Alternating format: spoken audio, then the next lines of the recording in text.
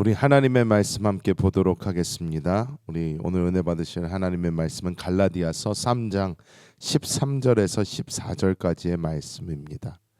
갈라디아서 3장 13절에서 14절까지의 말씀, 우리가 한 목소리로 합독해 보겠습니다. 그리스도께서 우리를 위하여 저주를 받은 바 되사 율법의 저주에서 우리를 속량하셨으니 기록된 바 나무에 달린 자마다 저주 아래에 있는 자라 하였음이라. 이는 그리스도 예수 안에서 아브라함의 복이 이방인에게 미치게 하고 또 우리로 하여금 믿음으로 말미암아 성령의 약속을 받게 하려 함이라. 아멘. 오늘 이 갈라디아서의 말씀을 보면 어떻게 보면 우리가 받은 이 복음에 대해서 가장 농축적으로 이야기하고 있다, 이렇게 이야기할 수 있습니다.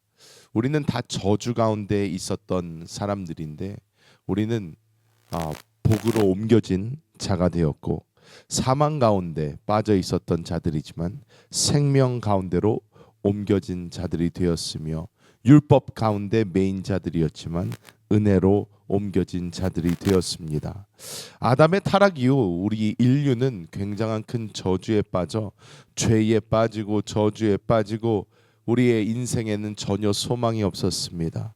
하지만 하나님께서는 우리 사람들을 포기하지 않으시고 우리 그리스도 예수를 통하여 이 모든 죄를 사하시고 또 모든 저주를 끊으시고 하나님의 놀라운 은혜 안으로 우리를 옮겨주신 줄 믿습니다.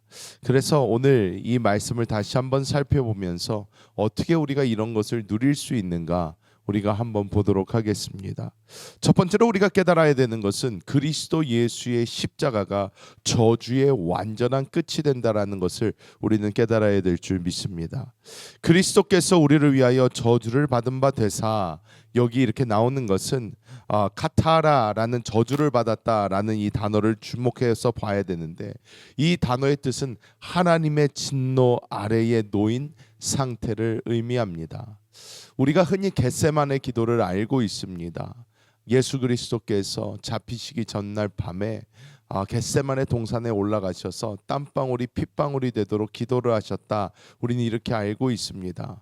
많은 사람들이 이것을 해석할 때에, 제가 어렸을 때에도 제가 들었던 대부분의 해석은 어떤 해석이었냐면, 예수 그리스도께서 앞으로 있을 것이 얼마나 힘들고 어려운 일인지를 아셨기 때문에 이것을 위하여 하나님 제발 이 잔을 내게서 거두어 달라라고 이야기하면서 정말 간절히 기도하다가 정말 땀방울이 핏방울이 되었다, 이 정도로 알고 있었습니다. 하지만 정말로 우리가 그때의 예수님의 상태를 더 자세히 살펴본다면, 사실 예수 그리스도께서는 이 고난 이미 알고 오셨고 이것을 위하여 이 땅에 오셨습니다. 이것을 위하여 이 땅에 오신 분이 바로 이것이 이루어지려고 하자 육체적인 어떤 어려움 때문에 하나님 앞에서 그렇게 기도를 했다라는 것이 점점 받아들여지기가, 또 이해하기가 좀 힘들어졌습니다. 그럴 때에 우리가 생각해 봐야 되는 것이 무엇이냐, 진노의 잔이라는 것을 생각을 해보아야 합니다. 하나님께서 이 인류를 향하여, 공의의 하나님이 인류의 죄를 바라보며 쌓으셨던 그 진노의 잔, 그 진노의 잔을 그리스도 예수께서 한 번에 받으시게 됐던 것입니다. 이것이 예수 그리스도에게는 도저히 어떻게 보면 받아들이기가 너무 힘든, 늘 성삼위일체 가운데 사랑 가운데 하나였던 그것에서 갑자기 하나님의 그 온 죄에 대한 진노를 한 몸에 받으셔야 됐던 그것이 예수 그리스도께서는 너무나 힘들었을 것입니다. 정말로 머리로 이해할 수 없는 그 놀라운 하나님의 진노를 온몸에 받으시며 예수 그리스도께서는 우리를 대신하여 십자가를 지셨습니다. 신명기 21장 24절은 나무에 달린 자마다 하나님께 저주를 받은 것이라고 이야기를 하고 있습니다. 예수님은 우리의 저주를 대신하기 위하여 십자가에 못 박히셨습니다. 이것은 단순한 형벌이 아니라 율법의 저주를 완벽하게 끝내는 그 사건인 줄 믿습니다. 히브리서 9장 12절에 이야기했던 것처럼 그분의 피로 단 한 번의 제사로 온 인류의 모든 죄는 용서받은 줄 믿습니다. 필리스 휘틀리라는 미국의 흑인 노예가 있었습니다. 18세기 사람인데 이 사람이 예수 그리스도를 만났어요. 예수 그리스도를 만난 후에 그는 이렇게 고백을 합니다. 내 영혼은 흑암에서 빛으로, 저주에서 은혜로 옮겨졌다. 이런 고백을 합니다. 여러분, 우리도 그리스도 예수를 처음 믿고 내가 감당할 수 없는 이 모든 죄에서 그리스도 예수의 보혈로 용서받은 그 은혜를 생각할 때 우리는 정말 영원한 저주에서 구원하신 하나님을 찬양할 수밖에 없는 줄 믿습니다. 여기서 이제 두 번째로 우리가 보아야 되는 것은 이는 그리스도 예수 안에서 아브라함의 복이 이방인에게 미치게 하고라는 이 부분입니다. 이 아브라함의 복이란 무엇인가? 하나님께서는 아브라함에게 너를 큰 민족으로 복의 근원으로 삼겠다고 말씀해 주셨습니다. 이 복은 어떤 큰 물질적인 복, 어떤 환경적인 복 이런 것을 이야기하는 것보다 하나님과 함께하는 그 형통의 복이 이 아브라함에게 있었다는 것입니다. 여러분, 이것은 우리가 믿음으로 오늘날 함께 누리는 줄 믿습니다. 우리가 그리스도 예수를 믿고 그분을 우리의 심령 안에 모셔드렸을 때에 그때부터 우리는 주님과 동행하는 삶이 이루어집니다. 주님과 함께 걸어가는 것입니다.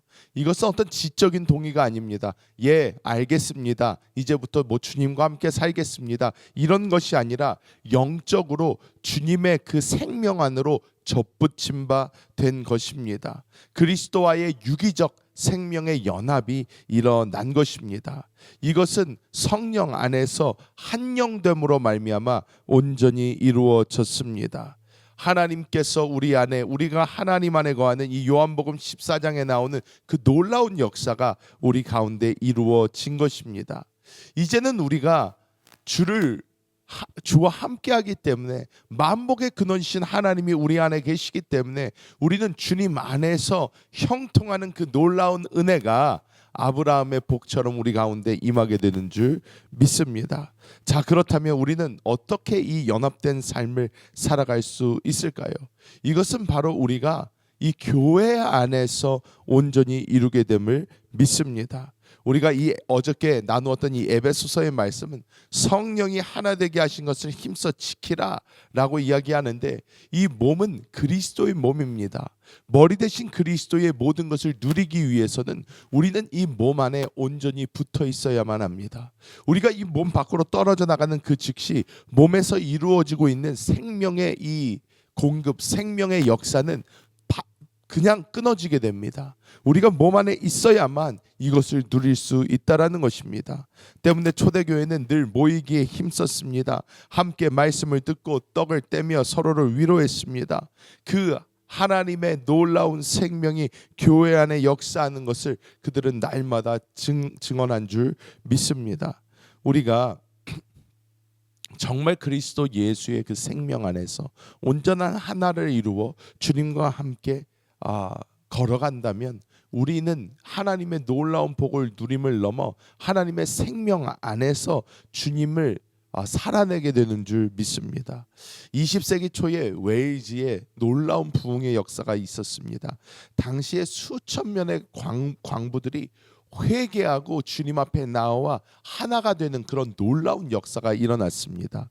도시 전체가 이런 역사가 벌어지니까 이 광부들이 예수 그리스도를 믿고 주님 안에서 하나 되는 역사가 일어나자 더 이상 이 마을에 술집들이 다 문을 닫았어요.